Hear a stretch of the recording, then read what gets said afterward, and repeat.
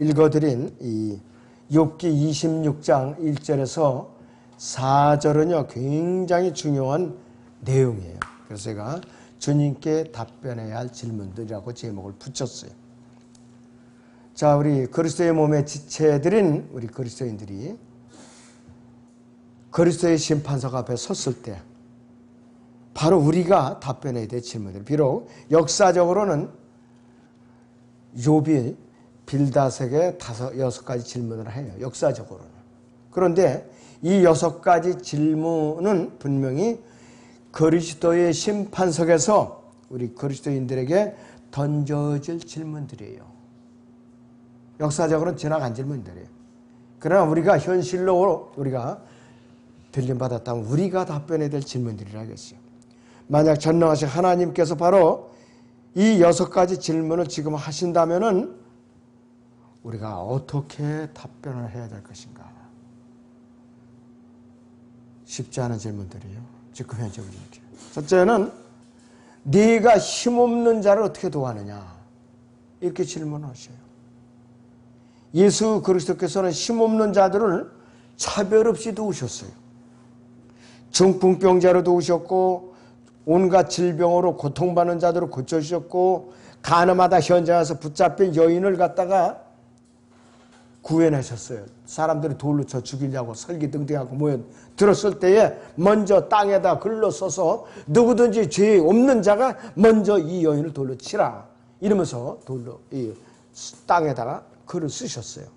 그러니까 양심의 가책을 받은 자들이 하나씩 둘씩 뒷걸음질해서 사라졌어요. 나중에는 이 여인은 하나만 남았어요. 그러니까 예수님께서는 나도 너를 정죄하지 않겠노라. 다시는 이제 죄를 짓지 마라. 그러면서 보냈어요. 그런데 이 가늠하다 현재 붙잡혔던 이 여인이 나중에는 변화를 받아서 주님을 섬기고 있더라 이거예요. 성경에 보면은. 자, 그리고 더러운 영에 사로잡힌 자들을 갖다 또 고쳐주셨죠. 그 더러운 영들을 내쫓아 주셨어요. 또 세리들 부르셨고 창녀들을 부르셔서 이 세상에서 버림받고 멸시받고 천대받는 소외된 사람들을 갖다 도우신 분이에요. 예수님은 이들이 예수님을 따라다녔어요. 바리새인들, 서기관들, 제사장들 예수님을 따라다닌 적 없어요. 별로. 예수님을 정죄하게 바빴죠. 그리고 예수님께서 어서 누가 병을 고쳤다. 안식일에 고치셨다. 어떻게 해서든지 혐의를 씌워가지고서 예수님을 죽일 생각만 했지 누가 병을 고쳐줄 생각을 한 인간들이 없었어요. 그 당시에. 어떻게나 보자. 안식일에 병을 고쳐주나 안 주나. 저거 큰일 났네. 죽을 질 졌네. 이런 그 특집만 잡았다 이것이. 마태복음 보죠. 4장 23절 25절을 보겠습니다. 마태복음 4장 23절에서 25절을 봅니다.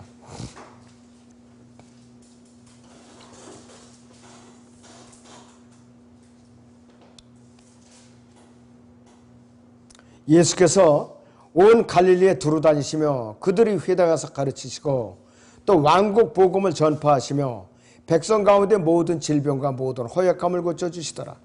주의 명성에 온 시리아로 퍼져 모든 병든 자, 즉 각가지 질병과 통증으로 고통받는 자들, 마귀들에게 사로잡힌 자들, 정신병자들, 중풍병자들을 죽게 데려오니 그들을 고쳐주시니라. 그러자 갈릴리와 데카폴리와 예루살렘과 유대와 요단강 건너편으로 또 큰 무리가 주를 따르더라 그랬어요. 여기에 부자들이나 권력자들 한 명도 없어요. 한 명. 그 당시에 사회 지도층 인사들 한 명도 없어요. 여기에. 예수님께서는 힘없는 자들, 약자들을 이렇게 고쳐주시고 회복시켜주시고 일으켜주신 분이에요. 피로를 공급해주신 분이에요. 그들의 죄를 용서해주신 분이에요. 자, 우리는 예수 그리스도께서 하신 이러한 일들을 우리는 살펴볼 필요가 있고 마음에 본받을 필요가 있어요.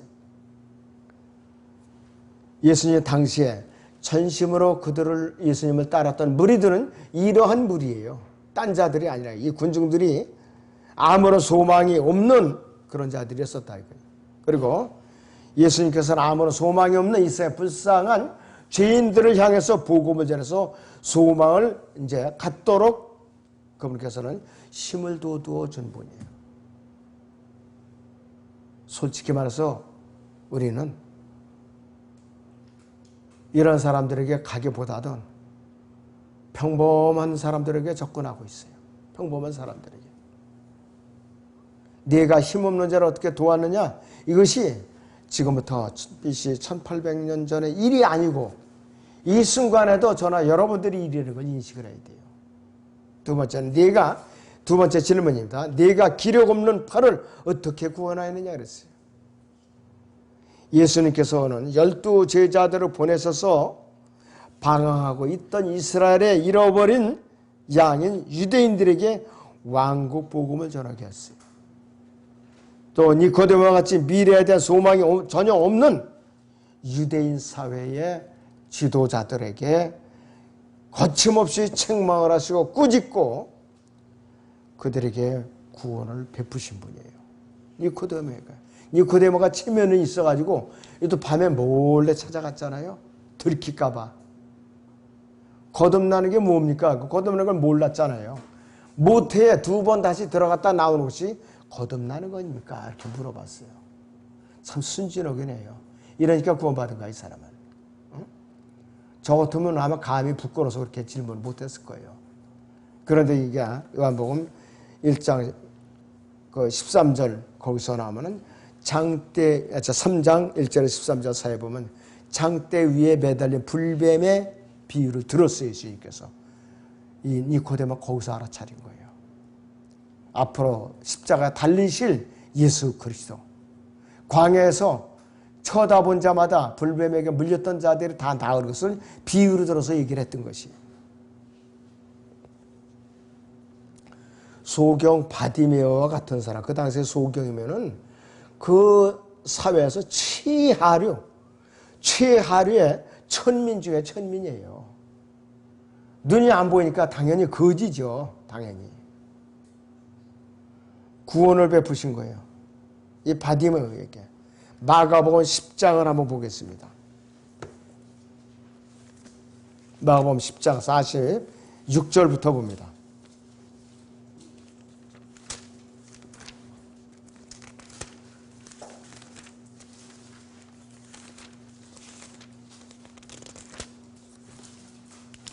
(46절부터) (50절까지) 보죠.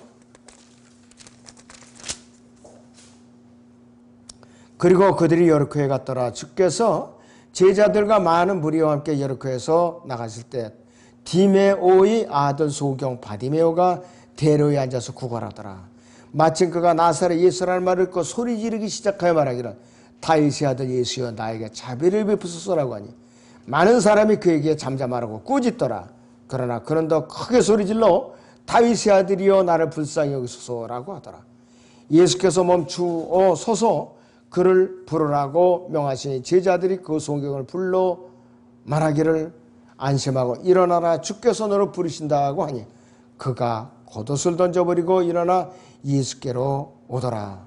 예수께서 그에게 대답하여 말씀하시기를 내가 너에게 무엇을 해주기를 원하느냐고 하니 그 소경이 말씀드리길 주여 내가 보기를 원하나이다 라고 자기의 의사를 분명하게 밝혔어요. 예수께서 그에게 말씀을 가라 네 믿음이 너를 낫게 하였느니라고 하시니 그가 즉시 보게 되고 그 길로 예수를 따르더라 그랬어요. 사람들이 말렸으면 창피해서라도 뒤로 돌아서 그냥 갔을 법한데도 그는 끝까지 다윗의 아들 예수여 나를 불쌍히 여기소서 그냥 끝까지 소리 질렀던 거예요. 그래서 그는 눈을 뜰 수가 있었던 거예요. 체면 불구하고 누가 뭐라든지 말든지 나는 해결을 보겠다는 심정으로 이래서 눈을 뜨게 된 것이에요. 예수님께서는 또 이방인 수로베니케 여인의 딸을 갖다 치유하셨어요. 이제 마태복음 15장을 잠깐 보세요. 이 여인은 온갖 수모를 다 당했어요.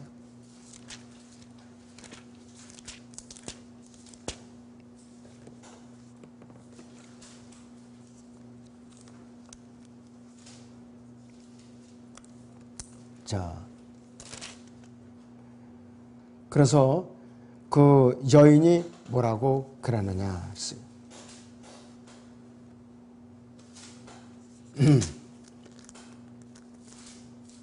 여기 아니네. 여기입니다. 여기 있어요. 21절부터. 자, 그때 예수께서 자기를 거기를 떠나 투로와 시돈 지방으로 가시니라. 그런데 보라, 한 가나안 여인이 그 지경에서 나오며 주께 소리질러 말하기를, 오 다윗의 아들이신 주여, 나에게 자비를 베푸소서. 내 딸이 마귀에게 심히 고통받나이다 라고 하더라. 그러나 주께서는 그녀에게 한 말씀도 대답하지 않으시니 제자들이 와서 주께 간청하여 말하기를, 여인이 우리 뒤에서 소리지르니 보내소서라고 하더라. 주께서 대답하여 말씀하기, 나는 이스라엘의 집에 잃어버린 양 외에는 보냄을 받지 아니하였노라 하고 하니, 그 여인이 주께 와서 주께 경배하며 말씀드리기를, 주여 나를 도와 주옵소서라고 하더라. 주께서 대답하여 말씀드리기를, 자녀들이 빵을 가져다 개들에게 던져주는 것이 옳지 않도다라고 하니, 그 여인이 말하기를, 그러합니다 주여.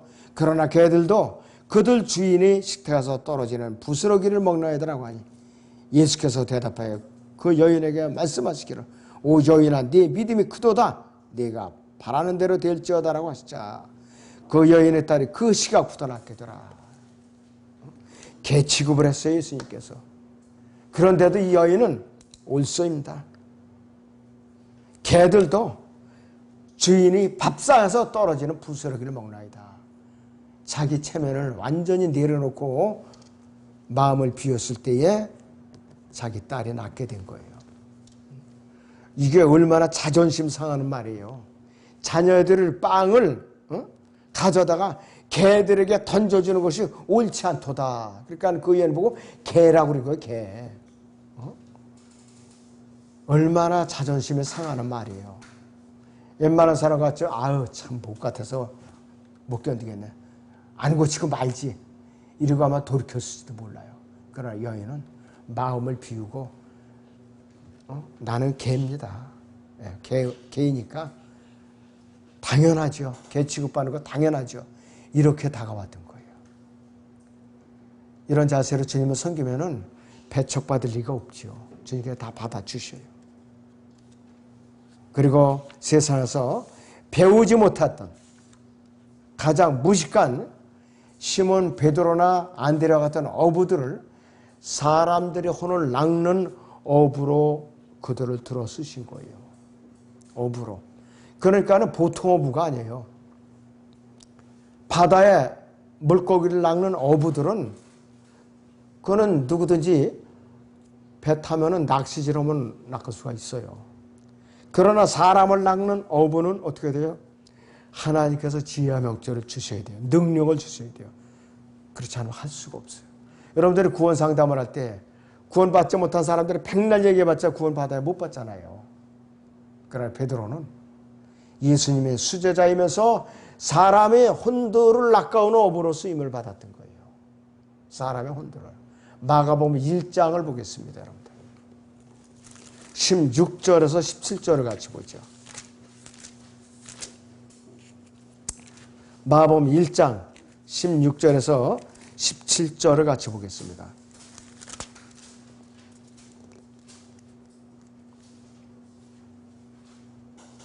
주께서 갈릴리 해변을 걸어가시다가 시몬과 그의 형제 안드레가 바다에 금을 던지는 것을 보셨으니 이는 그들이 어부임이라.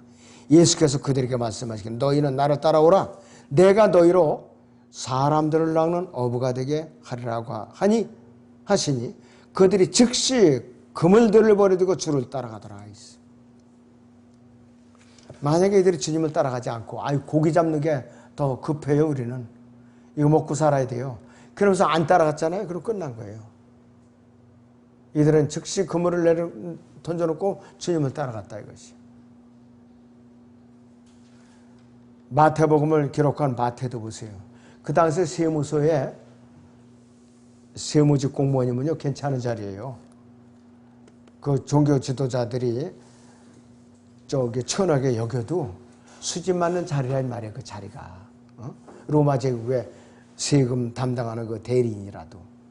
근데 그 좋은 자리를 내팽개치고 즉시 주님을 따라갔어요.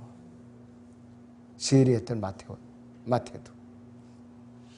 어느 하나 아까 오전에 제가 말씀드렸던 누가복음 9장 62절처럼 손에 쟁기를 잡고 뒤를 돌아보는 자는 하나님 왕국에 합당치 않다고 그랬어요. 그리고 제가 먼저 제 부모로 장사를 먼저 지내고요. 그렇게 얘기를 끝내니까 죽은 자들이 죽은 자들의 장사를 지나게 하라고 그랬어요. 그렇지 않으면 따라오지 말든지 이렇게 단호하게 말씀을 하셨어요.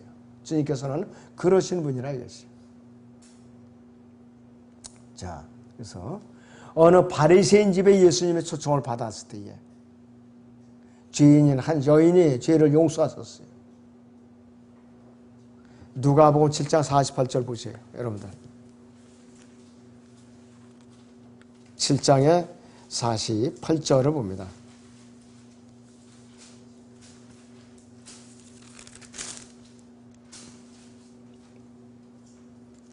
자, 46절부터 보죠. 너는 내 머리에 기름도 붓지 아니했으나 이 여인은 내 머리에 향유를 부었느니라.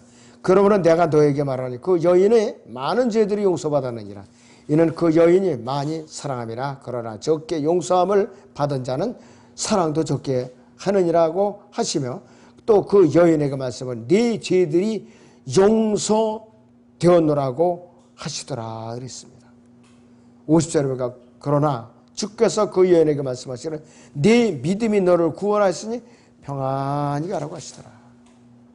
아주 멋진 구원을 받고 돌아갔어요. 이 여인이 한 일은 값비싼 향유병을 깨뜨려서 자기 머리카락으로 그 예수님의 발을 씻은 거예요. 이건 뭐냐? 예수님의 갈보리 십자가의 죽음을 예비한 거예요. 이 여인이. 예비했다 이것이.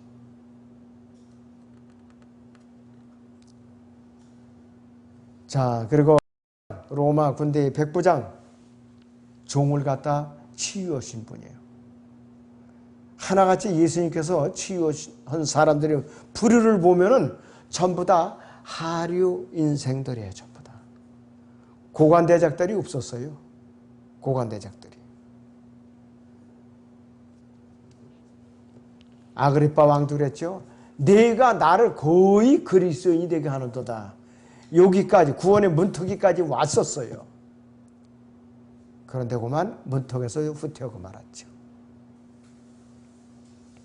페스토도 의와 심판과 다가올 절제와 다가올 심판에 대해서 바울이 강론하니까 두렵도다. 틈이 나면 너를 다시 부리리라. 그러고는 끝났어요. 지옥 갔어요. 그 사람도. 그래서 우리는 오늘날 예수님께서 행하신 일들을 본받아서 아무런 기록도 없고 소망도 없는 죄인들에게 구원의 기쁜 소식을 전하고 그들이 혼돈을 부지런히 일깨우고 있는 일을 한 적이 있는가 없는가? 아유, 저 사람 너무 천해. 접근하기 너무 귀찮아. 이런 적이 있었는가? 저나 여러분의 양심에 주님께서 지금 질문하고 계시는 거예요. 세 번째 질문입니다. 네가 지혜 없는 자를 어떻게 조언하였느냐 그랬어요. 예수님께서는 하나님의 지혜가 전혀 없는 당시에 이스라엘 사회 종교 지도자들인 바리새인들, 서기관들, 제사장들 같다는 그분의 원수들을 아주 엄격하게 꾸짖고 책망을 하셨어요. 그래서 마태복음 23장은 하나님께서 저주와 진노로 쏟아부은 장이에요. 마태복음 23장이에요. 그래서 유대인 지금 종교 지도자들은 마태복음 23장을 아마 싫어할 거예요. 너무나도 주님에게 꾸짖는 장들이니까. 너무나도 주님에게 꾸짖으셔요. 1절부터 계속해서 꾸짖는 거예요. 28절까지 계속해서 꾸미는 거예요. 14절에 보니까 위선자인 서기관들과 바리새인들아 너희에게 화 있으리라 그러면서 이는 너희들이 과부들이 집을 삼키며 남들에게 보이고자 길게 기도하기 때문이라. 그러므로 너희는 더 큰 심판을 받으리라고 그랬어요.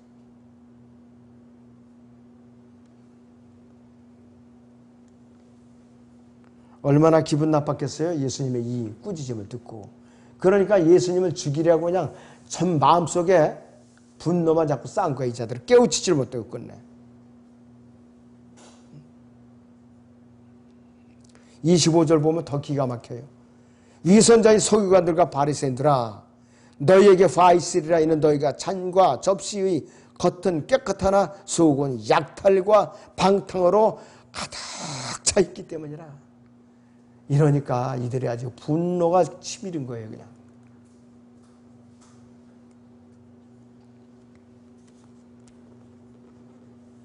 (28절에서) 이와 같이 너희도 겉으로는 사람들에게 의롭게 보이나 속에는 위선과 불법으로 가득 차 있도다. 종교 지도자들이 아주 여지없이 잔혹할 정도로 꾸짖으신 분이에요. 그리고 이 폰티오 빌라도 같은 사람에게는 세상 권력을 가진 이 하나님의 지혜가 없는 이 통치자들은 부드럽게 말씀하신 적이 없어요. 역시 그에게도 엄격하게 꾸짖으셨어요. 진리가 무엇이냐 할 때 예수님께 대답을 안 하시고 네가 왕이니까 네 말이 옳도다 이렇게 얘기를 했어요. 그리고 그분께서는 빌라도를 향해서요 어떻게 말씀을 하셨느냐. 요한복음 18장을 보세요. 여러분들. 요한복음 18장을 보세요.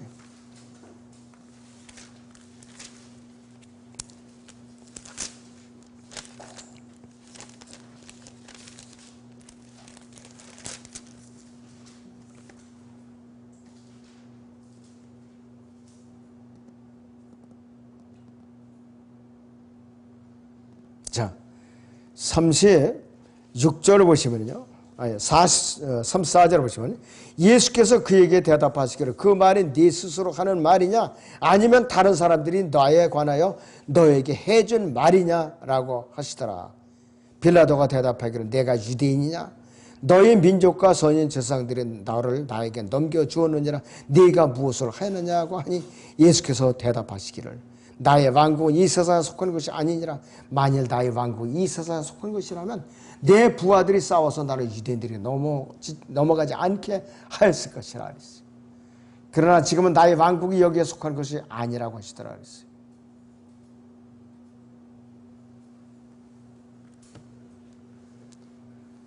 이 빌라도 입장에서 보면은요, 예수님께서 대답하시는 그 태도가 자기 자존심을 뒤집어 엎을 수도 있는 질문이에요, 이게. 빌라도는. 그런데 오히려 이 당시에 유대인 지도자들보다 빌라도가 신사적이었었어요. 빌라도가 신사적이었어요. 그리고 빌라도는 나는 이 사람에서 죄를 찾을 수 없었으니까 너희들이 알아서 가서 처리하라. 그리고 그 앞에서 손을 갖다 닦았는데 그만 이 사람도 진리에 속하지 않았으니까 끝내 지옥 가고 말았어요. 참 안 됐어요, 이 사람도. 아마 들리는 그 전언에 의하면은 이 사람은 예수님의 갈보리 십자가 처형이 있고 나서 곧바로 로마로 돌아가가지고서 그냥 한직에 있다가 여생을 마쳤다. 이렇게 전해지고 있어요. 형통하지 못했어요, 이 사람도. 차라리 그때 이 사람이 단호하게 이 사람은 죄가 없다. 무죄. 그리고 그냥 석방을 시켜줬으면 떳떳했을지도 몰라요. 비겁하게 이 소요사태가 이러는 거 두려우니까 양쪽을 다 만족시키려고 자기 체면도 씌우고 소요사태도 맞고 유대인들 비유도 맞춰주고 이들 이렇게 하다 보니까 이것도 아니고 저것도 아니게 된 거예요. 이 사람도. 태도가 불분명하니까.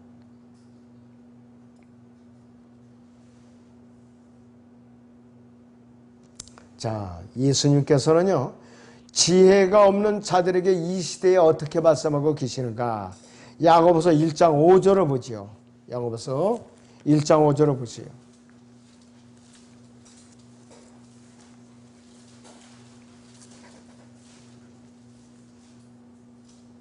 너희 중에 누가 지혜가 부족하면 모든 사람에게 아낌없이 주시고 꾸짖지 아니하시는 하나님께 구하라. 그러면 그분께서 주실 것이라. 이렇게 말씀하고 있어요. 우리는 교회 시대의 마지막에 하나님을 대적하고 예수님을 모르고 구원의 필요성조차 모르는 지혜가 없는 이 세상의 완악한 죄인들에게 하나님에 대한 하나님에 관한 지식과 구원 계획을 알도록 어떻게 그들을 효과적으로 책망하고 또 일깨우고 조언하고 충고를 해 왔는가, 아니면 모른 체하고 외면해 왔는가, 이건 우리에게 지금 들려주시는 질문이에요. 우리는 자신의 죄의 허물들을 발견하지 못했고 일방적으로 자기 주장만 하고 논쟁만을 일삼지는 않았는가 이것이요. 그리고 알아듣지 못한다고 그들을 멸시하고 흉보고 정죄하고 책망만 해오지는 않았는가 살펴봐야 돼요. 아, 지독하게 둔탱이다. 그것도 못 알아듣냐. 어?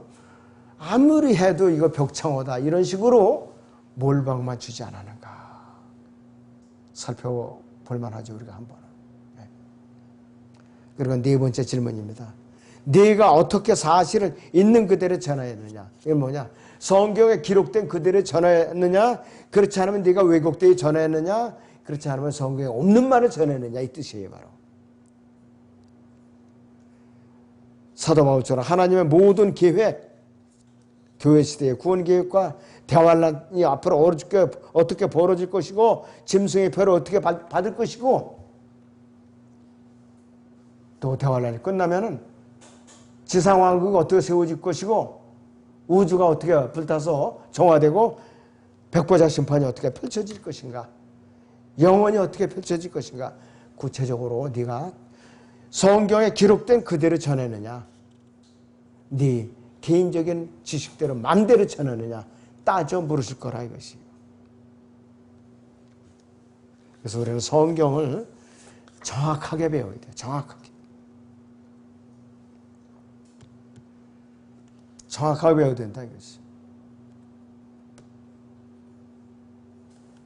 사도 바울은 전했을 때에, 복음을 전했을 때에 내가 한쪽 구석에서 숨어서 전한 게 하나도 없다.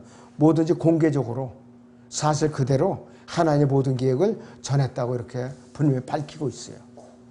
사도행전에서 일어난 일들이.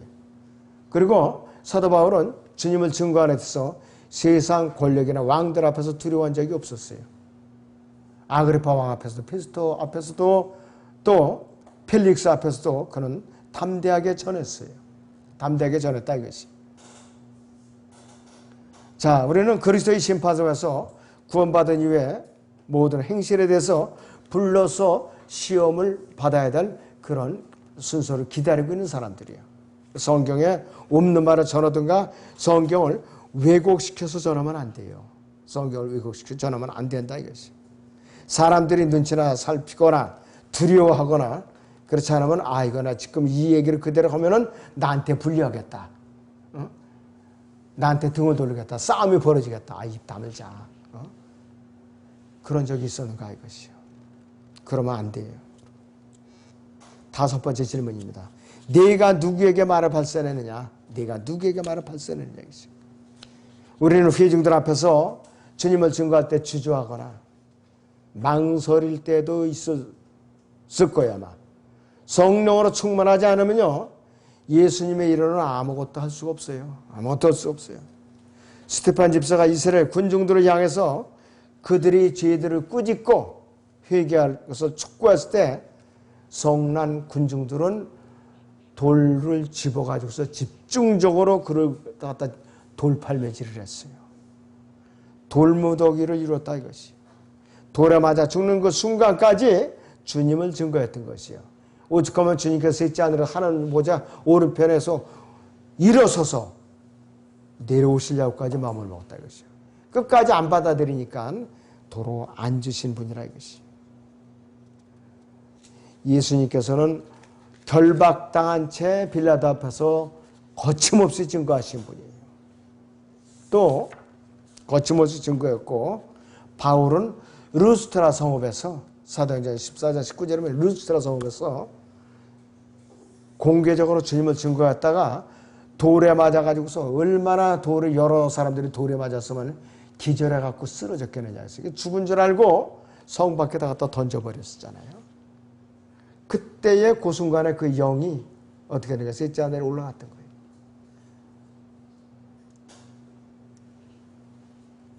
이 정도로 지금 과연 누가 복음을 전하는 사람들이 많은가?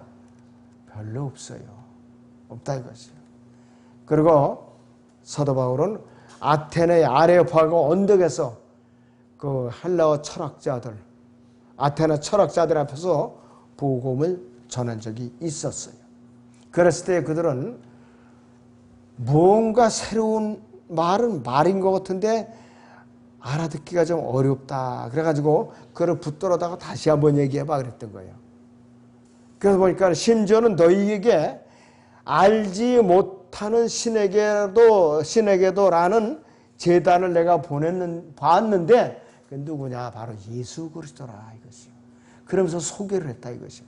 근데도 별로 사람들이 반응이 없었어요. 몇 사람만 구원을 받았어요. 거기서도. 자, 그래서 사도 바울은 이 시대에 우리에게 어떻게 격려하고 있는가? 디모데후서 4장 2절을 보겠습니다, 여러분들. 디모데후서 4장 2절을 보지요.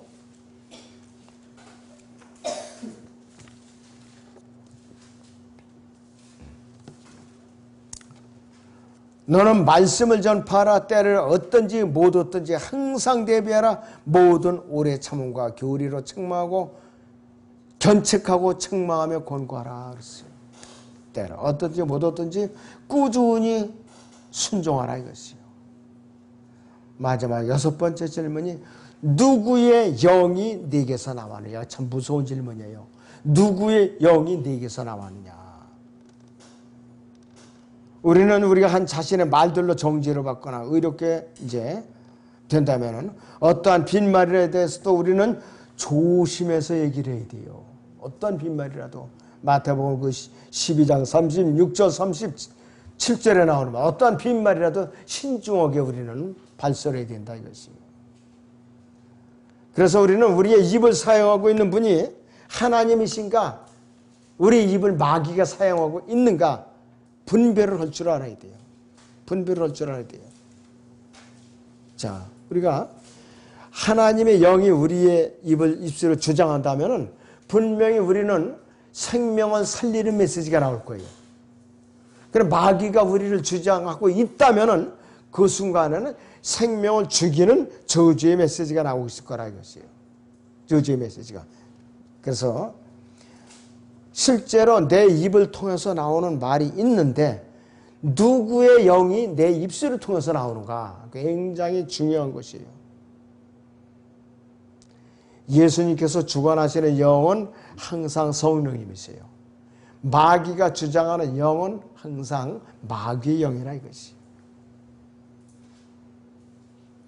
더러운 영이 아니에요.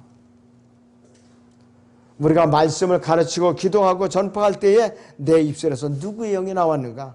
하나님의 영인가? 아니면은 마귀의 영인가? 아니면 내가 교만해갖고 내 자신의 영이 흘러나가고 있는가? 구별을 할 줄 알아야 돼요. 자, 사람이 말을 할 때요. 사람의 입에서 나올 수 있는 4가지 영이 있어요. 4가지. 첫째는 하나님의 영인 성령이 내 입에서 나가는 거예요. 내 입에서 나간다 이것이요. 갈라디아서 3장 5절을 보죠. 갈라디아서 3장 5절을 봅니다.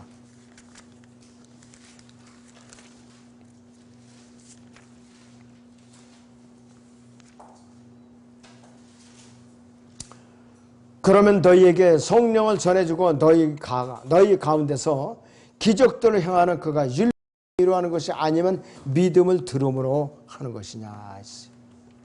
내 입에서 나가는 영이 성령인가 살펴봐야 돼요.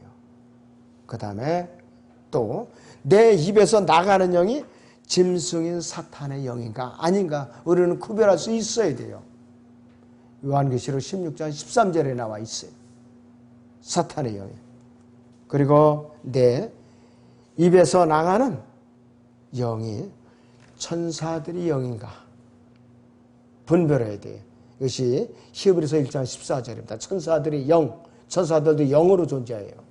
그 다음에는 단순하게 내 의에 가득 차갖고 거듭나지 못한 사람들에 비해서 나오는 거예요. 사람의 영이 또 있어요. 사람의 영. 고린도전서 2장 11절 보세요, 여러분들. 고린도전서 2장 11절을 보세요.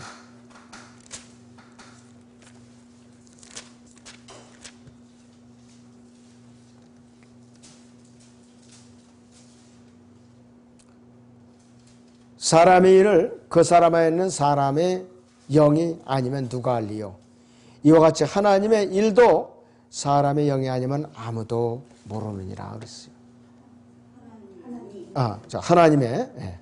자, 그런데 여기서 사람의 영은요, 성령께서 인도하는 영이 아니에요. 거듭나지 못한 사람은 당연히 사람의 영에 나가게 돼 있어요. 거듭난 사람은 어떻게 되느냐? 주와 합한 영이기 때문에 성령이 당연히 나가게 돼 있어요. 고린도서 3장 17절에 있는 대로.